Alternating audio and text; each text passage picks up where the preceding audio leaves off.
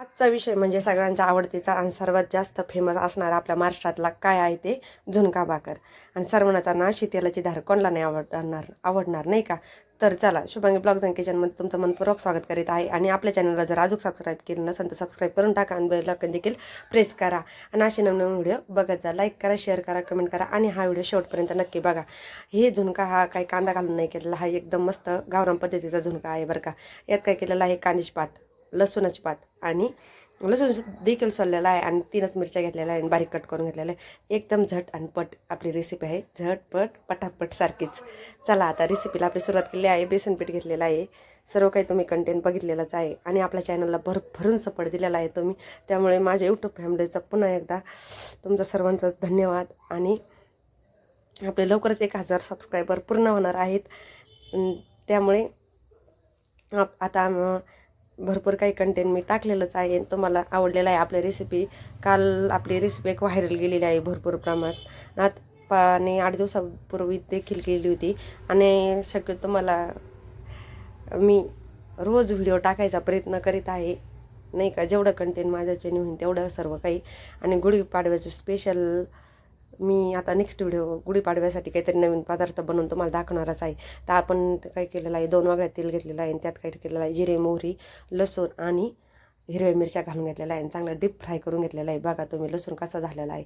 लसूण असा झाला की मगच पात घालायची बरं का, कांदा कापायचा नाही आणि काहीच नाही. आणि त्यात एक सिक्रेट मिशन म्हणजे काय घालायचं आहे, आपल्याला हिंगाचा वापर करायचा आहे.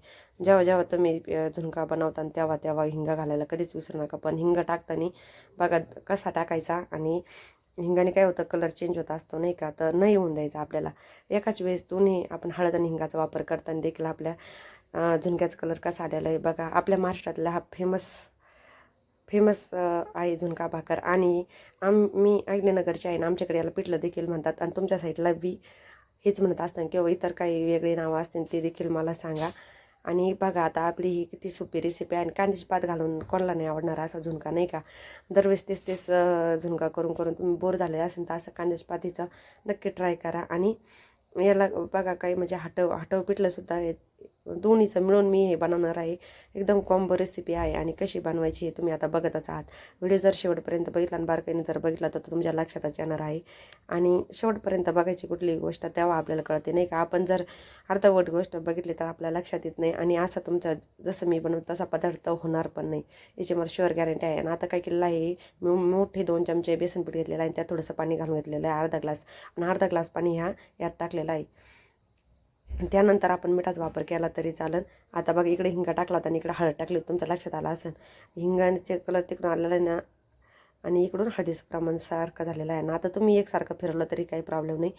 त्याला पाण्यात गेले की काहीच अडचण नाही. पण त्याला दोन्ही एकत्र आलं की कलर डाऊन झालाच समजा तुमच्या झुणक्याचा.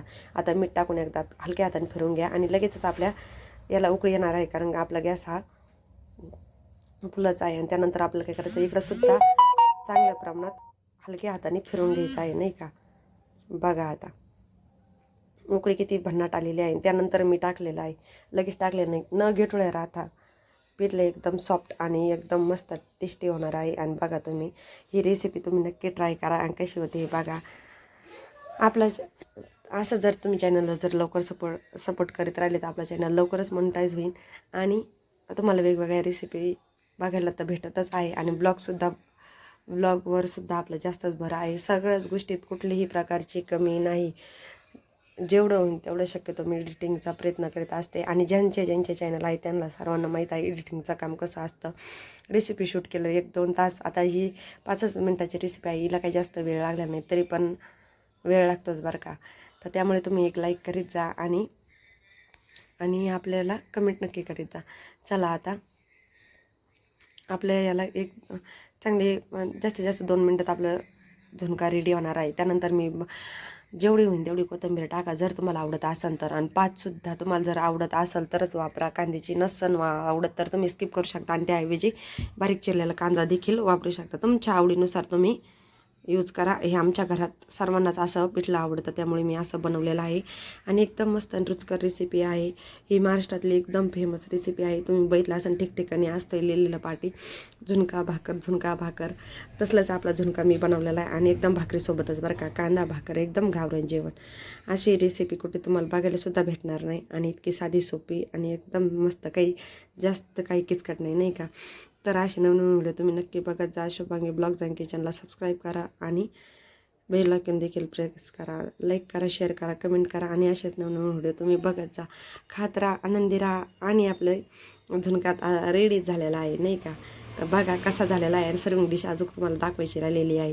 त्या अगोदरच मी तुमच्यासोबत बोललेले जर तुम्ही खात राहिले तरच आनंदी राहता, नाही का. त्यासाठी खात राहा, आनंदी राहा. आणि अशा आपल्या नवीन रेसिपी नक्की तुम्ही बघत जा.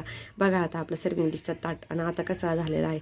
त्यावरनं एक तेलाची धार घ्यायची आहे आणि आपला झुणका भाकर रेडी झालेला आहे. धन्यवाद.